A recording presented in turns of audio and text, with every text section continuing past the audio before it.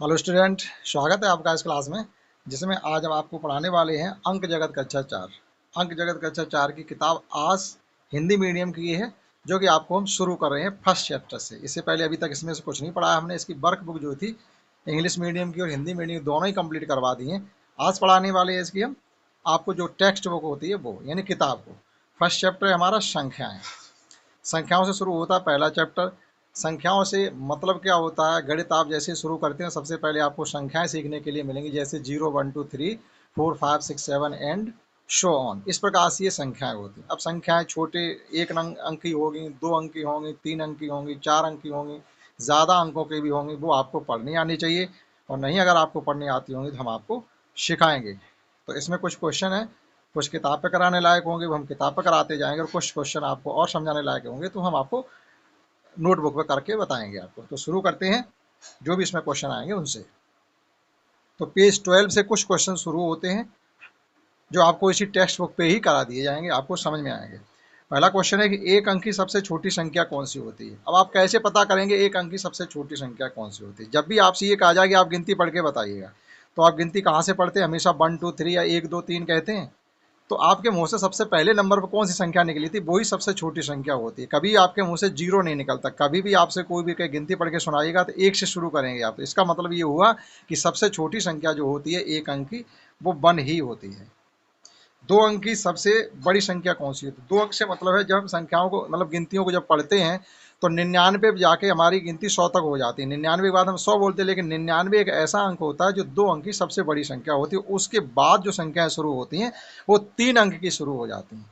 तो 2 अंक की सबसे बड़ी संख्या होती है 99।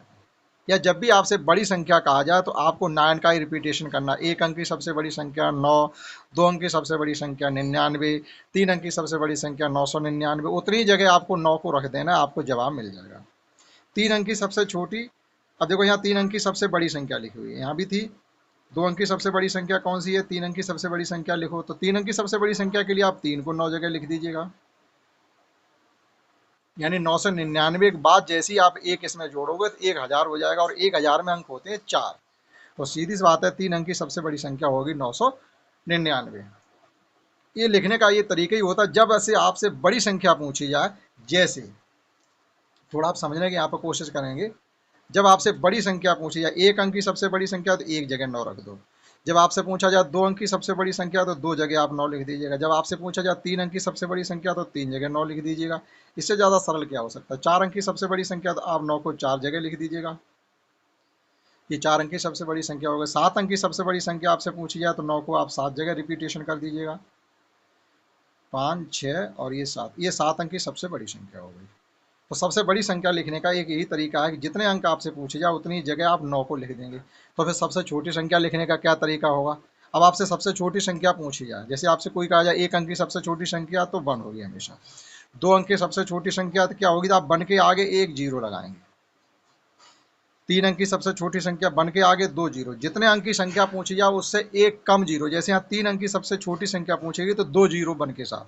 अब आपसे पूछी जा रही है 4 अंक की सबसे छोटी संख्या, तो 1 के साथ 3 जीरो। आपसे पूछी जा रही है 8 अंक की सबसे छोटी संख्या बताओ, तो आप क्या करेंगे? तुरंत एक लिखोगे और 7 जगह जीरो को रख देंगे। तो ये जो है 8 अंक की सबसे छोटी संख्या हो गई। तो सबसे छोटी संख्या लिखने का ये तरीका हो गया, सबसे बड़ी संख्या लिखने का ये तरीका हो गया।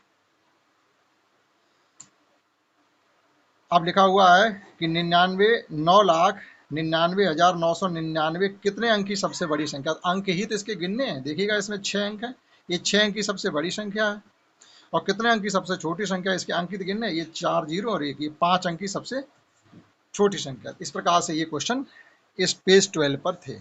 देखते हैं नेक्स्ट इसमें कुछ सवाल आगे अगले पेज पर है, वो क्या है? नेक्स्ट पेज 13 का जो टॉपिक है वो है स्थानीय मान। स्थानीय मान का मतलब होता है प्लेस वैल्यू। इंग्लिश में से प्लेस वैल्यू कहते हैं। आप उसे समझ लीजिएगा, आज ही हम समझाएंगे और आपको एक ही बार में समझ में आएगी क्या होती है प्लेस वैल्यू। दो चीज़ें होती है, एक होती है प्लेस वैल्यू और एक होती है फेस वैल्यू। दोनों ही चीज़ें आपके समझ में आएंगी। प्लेस वैल्यू से मतलब होता है किसी संख्या में जो अंक लिखे होते हैं वो कितनी कीमत लेके बैठते हैं। जैसे मान लीजिए हम एक संख्या लिखते हैं, हमने ये संख्या लिख दी, इसमें आपसे ये पूछा जा रहा है कि दोनों 8 का स्थानीय मान बताओ। दोनों 8 का स्थानीय मान, तो एक 8 तो ये है, तो हम क्या करेंगे? पहले 8 लिखेंगे, दो तरीके हैं लिखने, पहले हमने 8 लिखा और इसके आगे कितने अंक इधर बचे हुए हैं, 8 से पहले इधर कितने अंक बचे, दो, तो 2 जीरो लिख दिए। कहने मतलब ये था इस संख्या में जो पहला वाला ये 8 है वो 800 रुपये लेके बैठा, यानी 800 उसकी वैल्यू है। इसी प्रकार से दूसरे की क्या है, हमने ये भी 8 लिख लिया। अब इससे पहले कितने अंक छूट गए, 1 2 3 4, तो यहाँ पर हम क्या करेंगे 4 जीरो लिख देंगे। कहने मतलब ये था इस संख्या में इस 8 की वैल्यू है 80,000, यानी जब भी आप पढ़ोगे तो इस 8 को 80,000 कहोगे। और 4 जीरो थे, हाँ 4 जीरो है, 80,000 है, इकाई दहाई सैकड़ा हजार 10,000, यानी 86,000 हो गई। ये 80,000 ये 6,000 ये 86,000, 876। एक तो ये था, यह हम इस प्रकार से इसका स्थानीय मान निकाल सकते थे। हम 8 लिखते, इंटू का साइन लगाते, 1 लिखते और इधर जितने जीरो रह जाते उतने जीरो, यानी 100 का मल्टीप्लाई 8 में करेंगे तो ये 800 हो गया। इसी प्रकार से हम यहाँ भी कर सकते थे, 1 के साथ 4 जीरो, जब इसका मल्टीप्लाई करते तो 8 के साथ 4 जीरो आ जाते। इस प्रकार से आप चाहें जैसे आप इसका स्थानीय मान बता सकते हैं। स्थानीय मान से मतलब होता है कि वह कोई भी अंक उस संख्या में कितनी वैल्यू लेकर के बैठा है। जैसे ये 7 है, 7 का आपसे पूछा जाए तो 7 इंटू 1 और इधर एक अंक छूटा हुआ था तो 1 जीरो, यानी 70। कहने मतलब इस संख्या में 7 की जो वैल्यू है वो केवल 70 के बराबर है, यानी 70 के बराबर। तो ये तो हो गई इनकी प्लेस वैल्यू। अब फेस वैल्यू आपसे पूछी जाए, एक फेस वैल्यू भी होती है, एक होता है प्लेस वैल्यू और एक होती है फेस वैल्यू, यानी अंकित मान। ये होता है स्थानीय मान और ये होता है अंकित मान।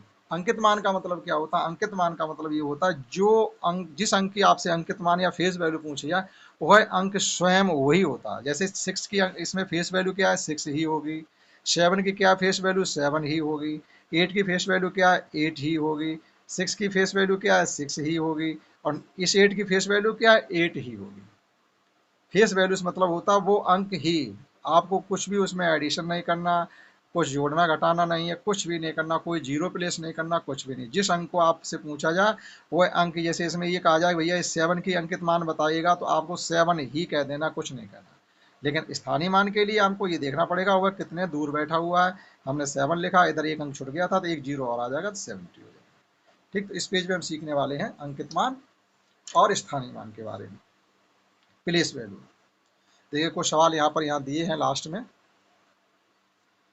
कि संख्या में 3 का स्थानीय मान बताओ। तो हम क्या करेंगे, ये 3 पहले लिख लेंगे, इंटू 1 करेंगे और इससे 3 से पहले आप ये देखिएगा कितने अंक छुटे हुए हैं, 1 2 3 4 अंक छुटे हैं। तो हम यहाँ क्या करेंगे 4 जीरो लिख लेंगे और इनका जब मल्टीप्लाई करेंगे तो 3 1 3 और 4 जीरो साथ में आ गए।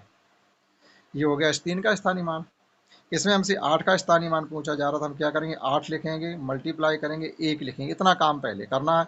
अब देखिएगा 8 से पहले कितने डिजिट हैं, कितने अंक हैं, 1 2 3 4 5, तो यहाँ पर हम क्या करेंगे 5 जीरो रखेंगे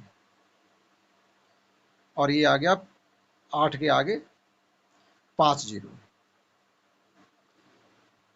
इसमें जीरो का स्थानीय मान, तो जीरो का स्थानीय मान तो कहीं भी जीरो रखा हुआ है उसका स्थानीय मान हमेशा जीरो ही होगा, उसके लिए आपको कुछ भी नहीं करना है।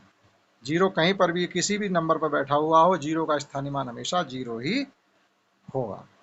फिर यहाँ पर लिखा हुआ है इसे भी जानो, हम आपको पहले बता चुके हैं अंकित मान और स्थानीय मान। देखिएगा एक बार फिर देख लीजिएगा, इस संख्या में देखो 2 का स्थानीय मान कितना, 2 से पहले कितने अंक थे, 2, तो इन्होंने देखो 2 जीरो बढ़ाए तो 200 हो गया। और देखिए अंकित मान कितना, 2 ही है। तो अंकित मान को ध्यान रखेंगे, जिस अंक का अंकित मान पूछा जाए वो अंक स्वयं अंकित मान हुआ करता है। देखते हैं नेक्स्ट पेज पे कौन से सवाल हैं। नेक्स्ट पेज की जो टॉपिक है वो है विस्तारित रूप, यानी एक्सपेंडेड फॉर्म में लिखो। एक्सपेंड का मतलब क्या होता है, एक्सपेंड का मतलब होता है फैलाना। जैसे आप ये मान के चलिएगा एक बोरी में चावल बंधे हुए रखे हुए हैं और आप उनको फैला दीजिएगा, फर्श पर उन्हें फैला दीजिए, इसको एक्सपेंड करना होता है, स्पेयर करना या एक्सपेंड करना होता है।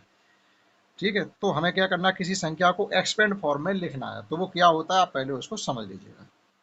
जैसे हमारे पास कोई नंबर ये लिखा हुआ है, ये कोई नंबर है और आपसे ये कहा जा रहा है इसको एक्सपेंड फॉर्म में लिखिएगा, एक्सपेंड फॉर्म या विस्तारित रूप। तो हम क्या करेंगे, पहले 4 लिखेंगे और 4 के इधर देखो ये हमें हर बार इनके स्थानीय मान लिखने, 4 का स्थानीय मान इसमें कितना है 4000, प्लस लगाएंगे 8 लिखेंगे, 8 का स्थानीय मान कितना है 800, प्लस 7 लिखेंगे, 7 का स्थानीय मान 70 और प्लस 5, ये इसका विस्तारित रूप हो गया। बस इतनी सी बात थी। संख्याओं का ये विस्तारित रूप कहा जाता है। मतलब जितने, एक और समझ लीजिएगा, ये है, इसको हमें विस्तारित रूप में लिखना है। तो हम क्या करेंगे, पहले 6 लिखेंगे और 6 के इधर कितने डिजिट रहेंगे, 4, यानी स्थानीय मान एक तरीके से। यानी इस नंबर में 6 का स्थानीय मान है 60,000। प्लस लगाएंगे, 8 लिखेंगे, 8 के इधर कितने जीरो हैं, अंक है 3, तो 3 जीरो लगा दिए, यानी कम होता जाएगा एक एक। फिर 7, 7 किधर है 2, फिर 5 के 1 और ये 6। तो ये संख्याओं का स्थानीय मान का वो इस विस्तारित रूप में लिखना कहा जाता है। संख्या को विस्तारित रूप में लिखना या एक्सपेंडेड फॉर्म में लिखना। तो इसी प्रकार से इस पर कुछ क्वेश्चन दिए गए हैं, उनको देखो, इस विस्तारित फॉर्म में इन्होंने ये लिखा है। तो इससे क्या होता है, संख्याओं को पढ़ना आसान हो जाता है। इससे रिलेटेड कुछ क्वेश्चन है कि 7 लाख में कितने शून्य होंगे। 7 लाख में 5 शून्य होते हैं। 7 लाख में 5 शून्य होंगे। 3,000 में, यानी 1000 पे 3 जीरो होते हैं, तो आप 3 जीरो लिख देंगे। 500 में कितने शून्य होते हैं, 2। ठीक है, तो अब इसमें ये कह रहे हैं कि हमने इसमें क्या सीखा है कि 5 अंक और 6 अंक की संख्या को लिखना पढ़ना, तो स्थानीय मान, अंकित मान विस्तारित रूप करना, ये हमने इस पर सीखा। देखते हैं नेक्स्ट आपकी एक्सरसाइज के क्वेश्चन है, अब उनको करते हैं। इससे पहले जो भी था हमने आपको समझा दिया। और अभी आगे एक्सरसाइज, एक्सरसाइज का नंबर नहीं पड़ा, केवल अभ्यास लिखा हुआ है। तो यहाँ लिखा हुआ पहला क्वेश्चन, दी गई संख्याओं को गिन तारे पर दर्शाइएगा। तो गिन तारे दर्शाने के लिए क्या करना है, आपको इस पर सर्किल बनाने होते हैं। तो ये आपका इस पर दर्शाना गिन तारे पर, जैसे ये लिखा हुआ 2, तो आप क्या करेंगे, इसमें 2 जीरो बना देंगे। फिर ये 9, तो इसमें 9 बनाए, 1 2 3 4 5 6 7 8 9। फिर है 7, 1 2 3 4 5 6 7। फिर है 5, 1 2 3 4 5। उसके बाद है 4, 1 2 3 4। तो इस प्रकार से ये अभिकस, ये गिनतारे पर इनको संख्याओं को ऐसे शो किया जाता है। एक क्वेश्चन आप करेंगे। क्वेश्चन 2 है, खाली जगह भरो। तो इसमें क्या करना है, उन्होंने पहले ही लिख रखा है जो खाने हैं, इसमें हमें संख्याओं को लिख देना। जैसे 2000, 8 सैकड़ा से मतलब होता है 800, और ये 6 दहाई 5 इकाई, इसका मतलब है 2865। तो अब इसमें हमें लिखना है, देखिएगा, तो यहाँ भी हमें 1000 लिखना है, 1000, क्योंकि ये 84,000 है। और यहाँ भी हमें 1000 लिखना है, यहाँ 10,000 लिखना पड़ेगा, 8 10,000, और यहाँ केवल 1000 लिखना पड़ेगा। 8 10,000 का मतलब है ये डायरेक्ट 80,000 और 4,000, ये 84,000 हो गए। उसके बाद है 3 सैकड़ा, और फिर है 6 दहाई, दहाई से मतलब होता है 10, 6 6 के 10 नोट हैं, तो यहाँ दहाई लिखेंगे आप, और यहाँ इकाई लिखेंगे। कुल मिला के संख्या हो गई 84,362। इसी प्रकार से इसमें लिखेंगे, पहले आप कोमा प्लेस कर सकते हैं। ये 9,10,000 में लिखेंगे 7, 7 10,000 का मतलब 70,000। फिर इसमें लिखेंगे 6,000, तो 70,000 6,000 76,000 हो गए, और ये रह गए 781। इसी प्रकार से इसमें देखिएगा, इसमें लिखेंगे 7 लाख, और इसमें लिखेंगे 8 10,000, पहले 10 फिर 1000, फिर इसमें भी लिखेंगे 1000, क्योंकि हमारे पास 86,000 है, तो 80,000 एक जगह दर्शाएंगे और 6,000 एक जगह दर्शाएंगे। फिर देखिएगा 200 सैकड़ा, फिर दहाई आता है, दहाई दहाई, उसके बाद इकाई आता है। इस प्रकार से ये भरे जा सकते थे। तीसरा क्वेश्चन है, इसमें हमें क्या करना है, 6,300 6,430, ये अंकों में शब्दों में लिखा हुआ है, आपको अंकों में लिखना है 6,430। तो एक तो ये तरीका लिखने को हो गया। दूसरा तरीका ये है कि आपको अगर नहीं लिखना आता तो आप क्या करेंगे, पहले आप ऐसे लिख लें, हमने लिख लिया 6,000, फिर लिख लिया हमने 400, फिर लिख लिया हमने 30। इन सबको जैसे एडिशन करेंगे तो 6,430 अपने आप इनको आप एडिशन कर देंगे तो इतना आ जाएगा। ऐसे लिख सकते हैं 53,700। या इस प्रकार से देखो, घर होते, इस घर में 3 डिजिट रहेंगे और इस घर में 2 डिजिट रहेंगे, उसके बाद कॉमा, इस घर में 2 रहेंगे, तो 53,701 701, 8,013, 8,013, 13 यानी 1000 कहने के बाद 3 अंक होने चाहिए। जैसे 8000 है तो इधर 3 अंक होने चाहिए, तो 13 इस प्रकार से लिखे। या अगर आप 8013 नहीं लिख पाते हैं तो आप क्या करेंगे, पहले लिखेंगे 8000, अब इसमें 13 का एडिशन कर दीजिएगा, तो सीधे सीधे 8013 हो गए। ऐसे कर लीजिएगा। 8,62,563 है।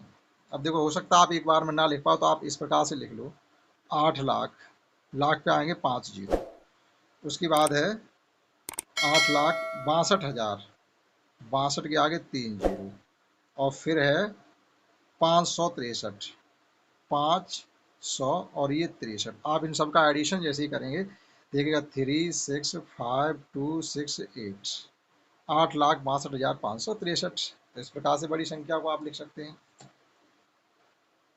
8,62,563। और लास्ट है, इन संख्याओं को शब्दों में आपको लिखना है। जैसे पहले कोमा लगाना, पहले 3 छोड़ के कोमा लगाते हैं, 3 छोड़ के कोमा, 3 छोड़ के कोमा, फिर 2 रह जाते हैं, सो ही आ रहे हैं इसमें, 3 छोड़ के कोमा, 2 छोड़ के कोमा, 3 और 2। अब लिख दीजिएगा इसको। ये सैकड़ा बोला जाता है, सैकड़ा का घर है, सैकड़ा से मतलब 576, तो 3,576 आप यहाँ लिखेंगे, 3,576। इसमें लिखेंगे आप 7,805, 7,805।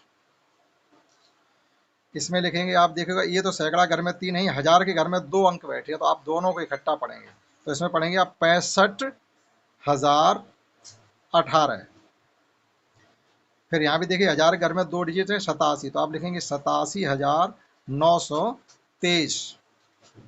इसमें देखिएगा सैकड़ा के घर में तीनों डिजिट हैं, 1000 के घर में 2 है, लाख के घर में भी 1 है, तो आप इसमें लिखेंगे 4,65,347।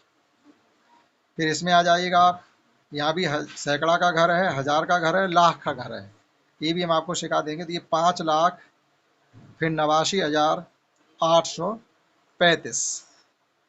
तो ये थी एक्सरसाइज पेज 15 तक, यानी पेज 15 तक के सवाल हमने आपको करवाए हैं। आशा करता हूँ आपने समझ पाए होंगे। इस क्लास में इतना ही। That's all. जय हिंद, जय भारत।